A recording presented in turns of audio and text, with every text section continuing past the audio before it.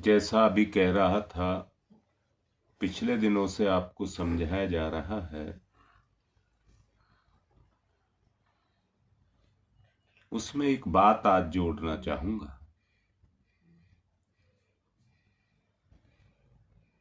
परमात्म तत्व उपासनीय है। परमात्म तत्व उपासनीय है। कल मैंने आपसे बोला था संबंध के बारे में, और उसमें यह समझाने का प्रयास किया था कि जितना सारा जो गड़बड़ हो रहा है वो इंद्रियों के स्वेच्छाचारी होने के कारण हो रहा है। दिक्कत एक है, समझ मन में होती है, इंद्रियों में नहीं।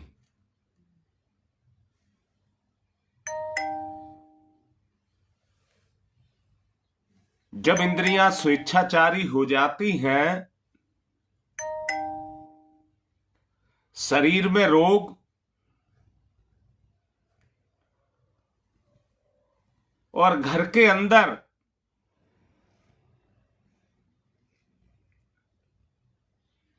कीड़े मकोड़े चूहे जब पैदा हो जाते हैं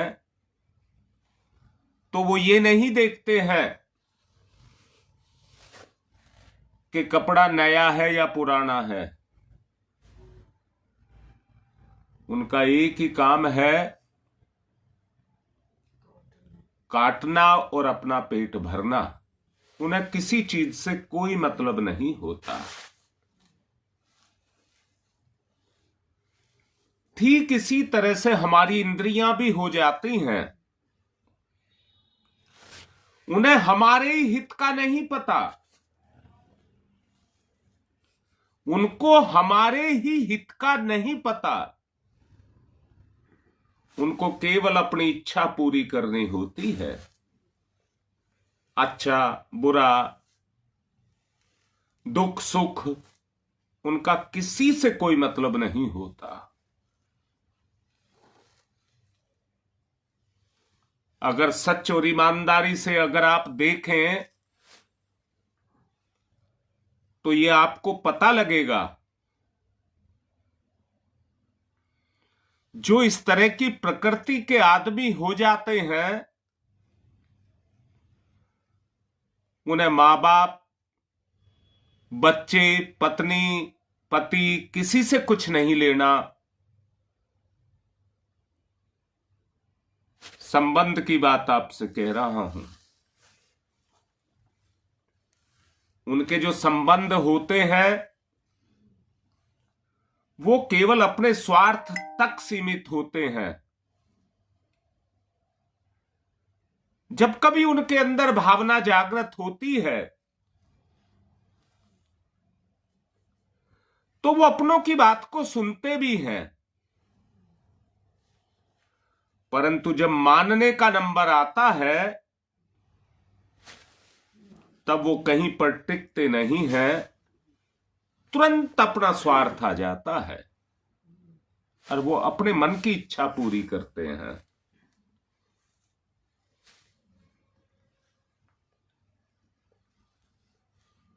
अगर इस दुर्गुण से आप बाहर निकलना चाहते हैं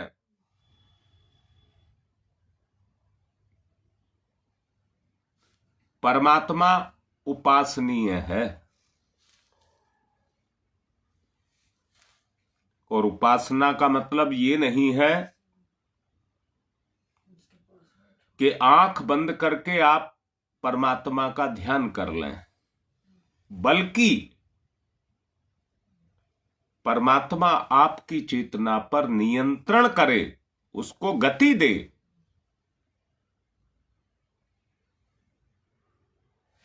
बात समझाने का मैंने प्रयास किया है। स्वार्थ कहिए, स्वेच्छाचार कहिए, स्वार्थ कहिए या स्वेच्छाचार कहिए,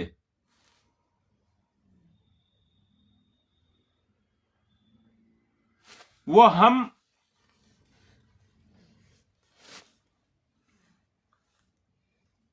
अपने आप में ये तो मानते हैं और समझते हैं कि ठीक ये है और गलत ये है,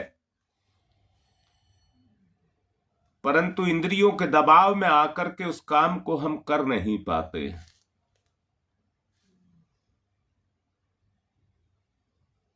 बेटा रीता, अंदर से देख, पहचान बेटी।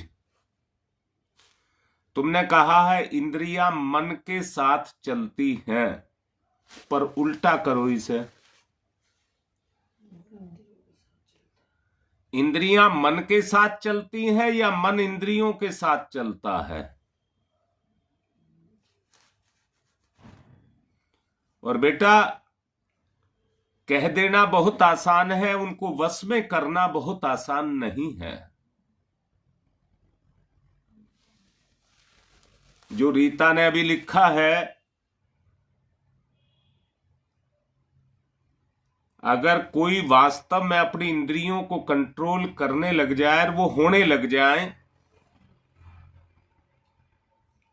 तो वो जितेंद्रिय हो जाए, वो जितेंद्रिय हो जाए। अब दूसरी बात कहूंगा, इंद्र किसको कहते हैं?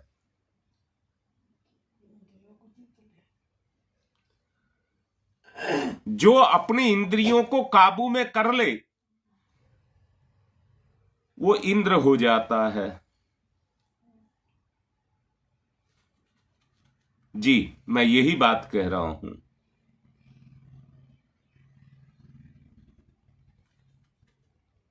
अब दूसरी बात कह रहा हूं, मैंने अभी कहा है जीवन उपासनीय है।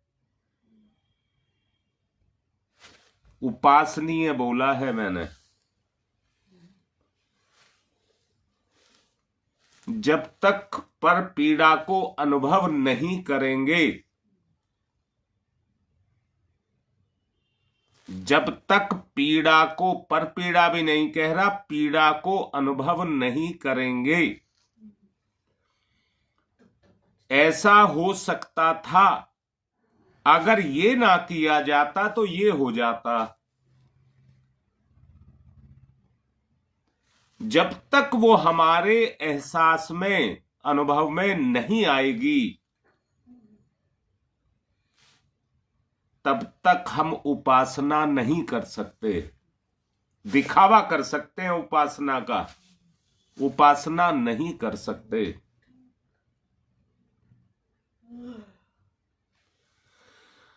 पीड़ा से संवेदना जगे, यहां बहुत अच्छे से कह रहा हूं। जैसे मैंने अभी कहा, चूहों को किसी नए पुराने से कोई मतलब नहीं होता, ना उनको दिखाई देता।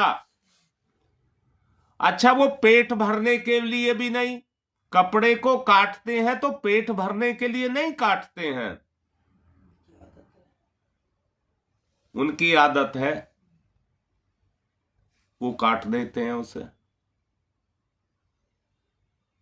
ऐसे ही मैं भी कह रहा हूं, आदत आपकी नहीं है, आदत इंद्रियों की है।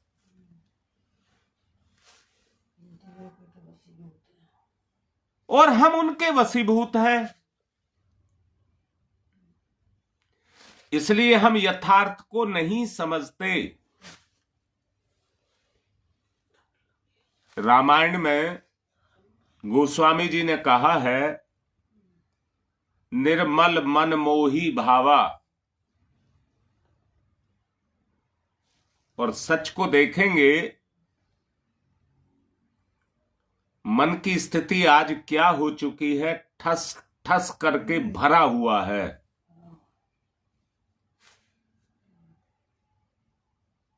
इसलिए वो किसी एक चीज पर टिक नहीं पाता। मन तो वो शक्ति है, बहुत अच्छे से दोनों हाथ उठा करके कह रहा हूं, जो मन करना चाहे उसे दुनिया में कोई नहीं रोक सकता। धरती का हर काम मन कर सकता है।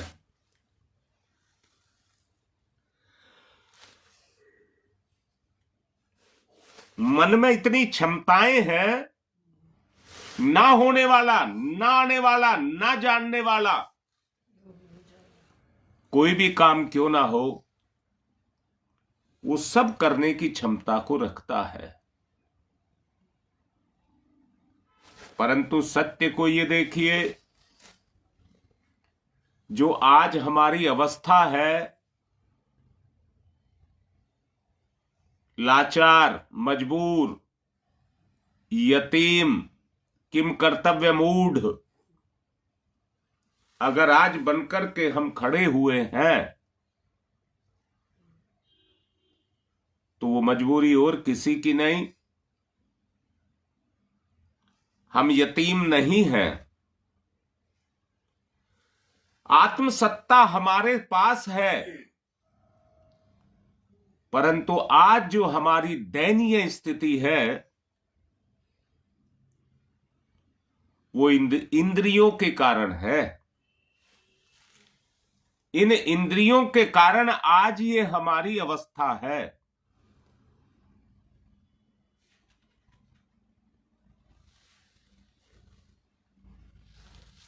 अगर इस अवस्था से हम बाहर निकलना चाहते हैं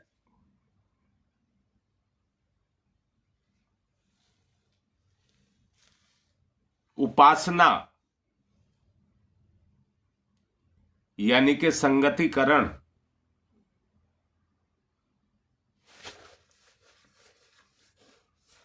और संगतिकरण किसका? आदर्श का, सत्य का, आत्मा का, इनका संगतिकरण किया जाए, इसी को उपासना कहते हैं।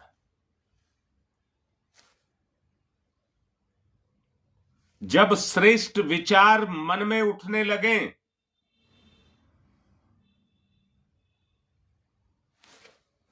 बनावटी नहीं, स्वाभाविक, तो निश्चित रूप से आपके जीवन में परिवर्तन आएगा। निश्चित, कोई शक मत करना, फिर आपके जीवन में परिवर्तन आएगा।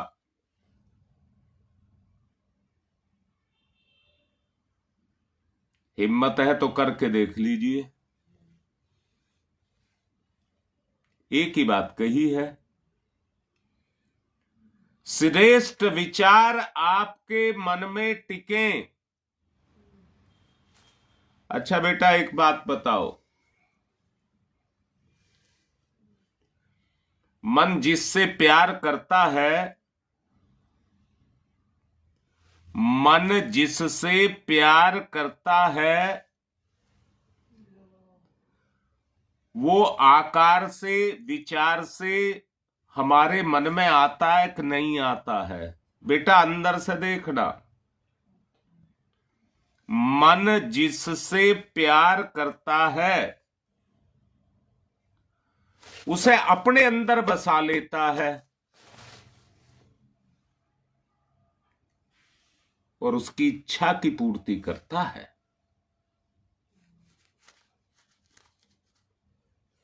किसी भी स्तर पर, भौतिक सांसारिक स्तर पर या सूक्ष्म और आत्मिक स्तर पर, आप उसको देखिए। और यही नहीं, यहां तक उसके साथ व्यवहार शुरू हो जाता है। व्यवहार, लेन देन, सूक्ष्म रूप से उसके साथ लेन देन शुरू हो जाता है।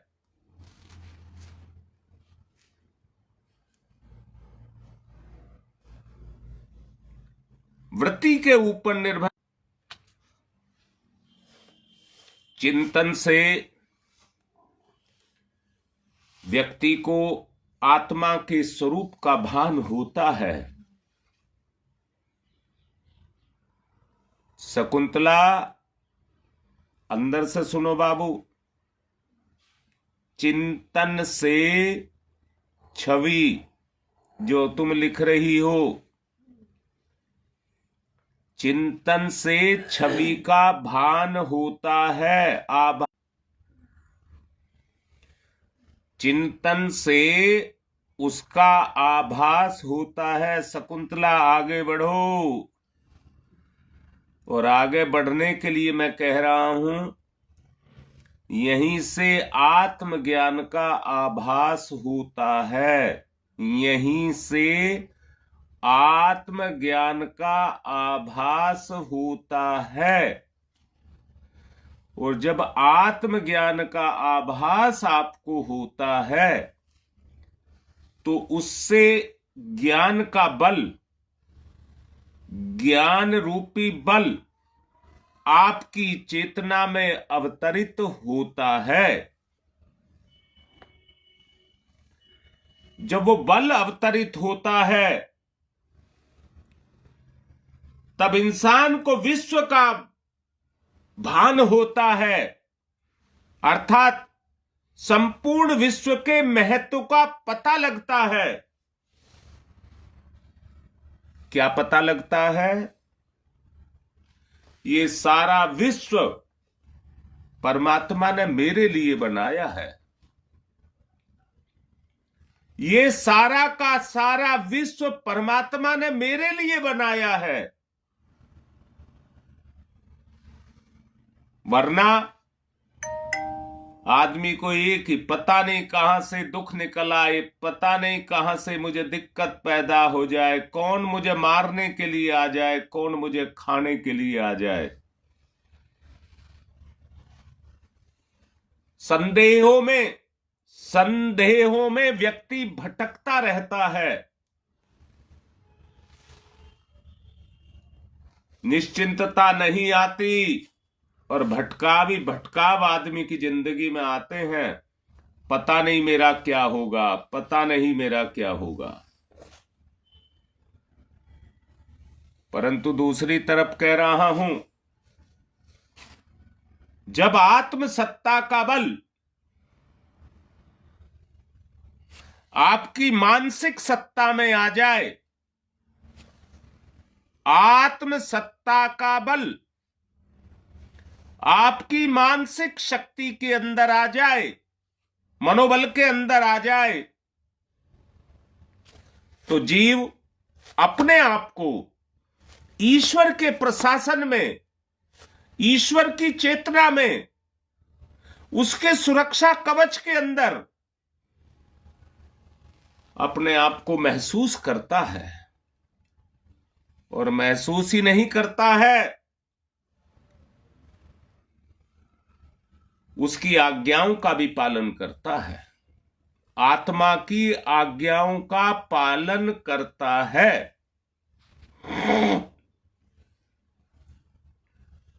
इसी को ब्रह्म विद्या कहते हैं। इसी को ब्रह्म विद्या कहते हैं। और उस ब्रह्म विद्या में रह करके आदमी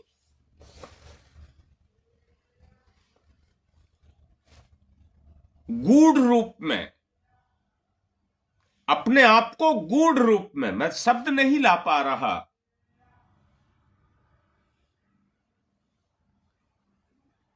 गूढ़ से मेरा मतलब है निरा, खरा, तत्व रूप में ईश्वर में अपना समर्पण कर देता है। जी शकुंतला, यही स्थिति पैदा हो जाती है। जीव की यही स्थिति पैदा हो जाती है।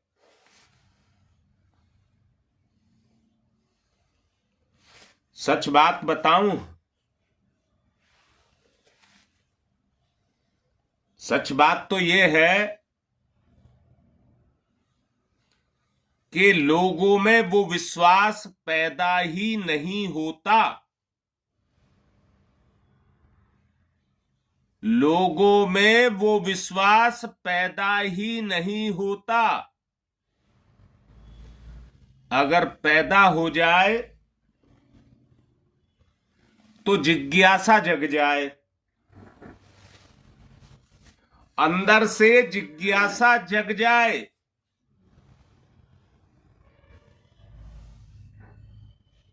और अगर जिज्ञासा जग जाए तो उसकी वो लगन, अंदर से उसकी वो लगन जग जाए। परंतु सत्य बात यह है, मैं फिर से पूछ रहा हूं, इस संसार में अंतिम निर्णायक कौन है? अंतिम निर्णायक कौन है? मैं समझता हूं परमेश्वर के अलावा कोई अंतिम निर्णायक नहीं है। संसार सांसारिक कर्मों के आधार पर चल रहा है। संसार सांसारिक नियमों के आधार पर चल रहा है। उसमें चलता हुआ जीव, उस संसार के नियमों में चलता हुआ जीव अपने सुख के लिए, अपने मनोरंजन के लिए संसार के भोग और विलास में जाकर के खो जाता है। अभी जो आपसे कहा संसार के भोग और विलास में, बेटा मेरे साथ चलोगे तो फायदा रहेगा। जैसा बोलता जा रहा हूं वो आपके अंदर चलता चला जाए, और यहीं से व्यक्ति का पतन शुरू होता है। फिर चेतना पर जो चलती है, सुख की बात चलती है। जब चेतना में संसार चलने लग जाए तो व्यक्ति लौकिक सुखों के लिए, लौकिक सुखों के लिए संसार के उन धर्मों में लिप्त हो जाता है। वहां पर लिप्त होकर के लोभ, मोह, अहंकार उसकी चेतना में गतिशील हो जाते हैं। जो अपने प्रभाव को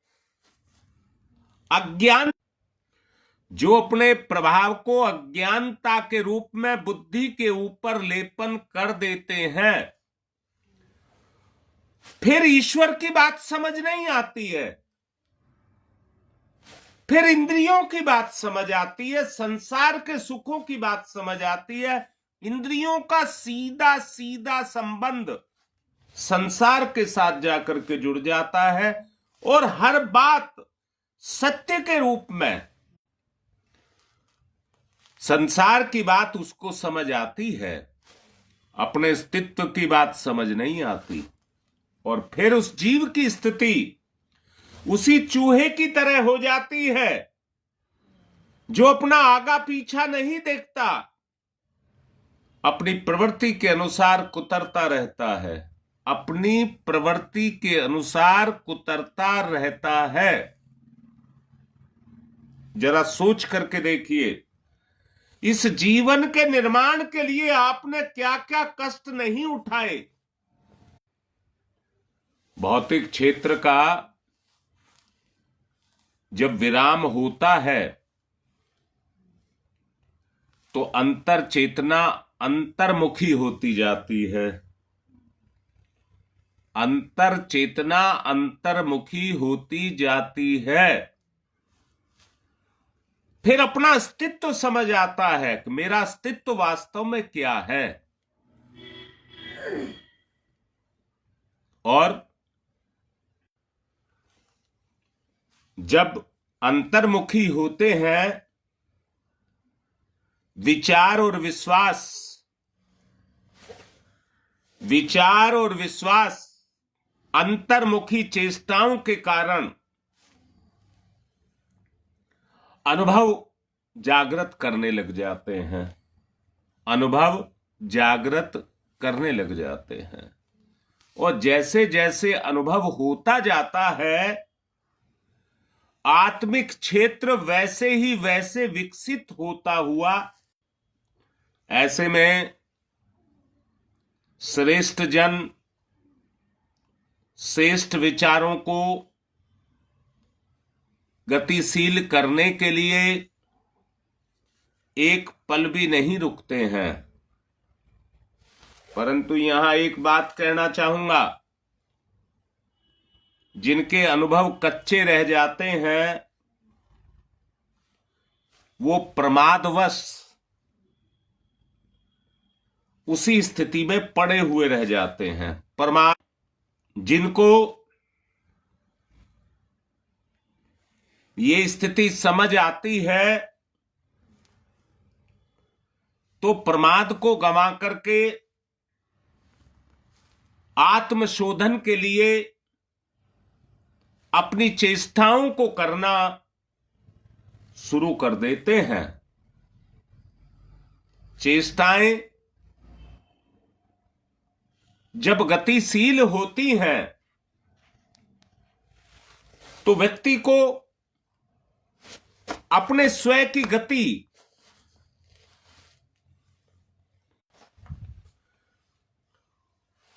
वो चेष्टाएं जब उसके अंदर जागृत होती है तो उनको पौड़ी बना करके वो एक एक करके ऊपर उठने लग जाता है। नेट दिक्कत कर रहा है बहुत ज्यादा और समय भी हो गया है, इसलिए उपासना के रास्ते को पकड़ेंगे। पवित्र विचार, शुद्ध विचार, निर्मल विचार अपने अंदर पैदा करके आत्मिक प्रगति के रास्ते को खोलेंगे। चलिए लगातार चलते रहेंगे, अगर नेट जाता है तो भी। ओम भूर्भुवः स्वः तत्सवितुर्वरेण्यं भर्गो देवस्य धीमहि धियो यो नः प्रचोदयात्। ओम धीमहि धियो यो नः प्रचोदयात्। ओम भूर्भुवः स्वः तत्सवितुर्वरेण्यं भर्गो देवस्य धीमहि धियो यो नः प्रचोदयात्। ओम भूर्भुवः स्वः तत्सवितुर्वरेण्यं तस्य धीमहि धियो यो नः प्रचोदयात्। देवस्य धीमहि धियो यो नः प्रचोदयात्। ओम भूर्भुवः स्वः तत्सवितुर्वरेण्यं भर्गो देवस्य धीमहि धियो यो नः प्रचोदयात्। ओम भूर्भुवः स्वः तत्सवितुर्वरेण्यं भर्गो देवस्य धीमहि धियो यो नः प्रचोदयात्। ओम भूर्भुवः स्वः यात्। ओम भूर्भुवः स्वः तत्सवितुर्वरेण्यं भर्गो देवस्य धीमहि धियो यो नः प्रचोदयात्। ओम तमसो मा ज्योतिर्गमय तम असतो मा सद्गमय असतो मा सद्गमय असतो मा सद्गमय। मृत्योर्मामृतं गमय मृत्योर्मामृतं गमय। तमसो मा ज्योतिर्गमय ज्योतिर्गमय ज्योतिर्गमय। असतो मा सद्गमय सद्गमय सद्गमय। मृत्योर्मामृतं गमय अमृतं गमय। दोनों हाथ रगड़िए और मुख पर फिराइए।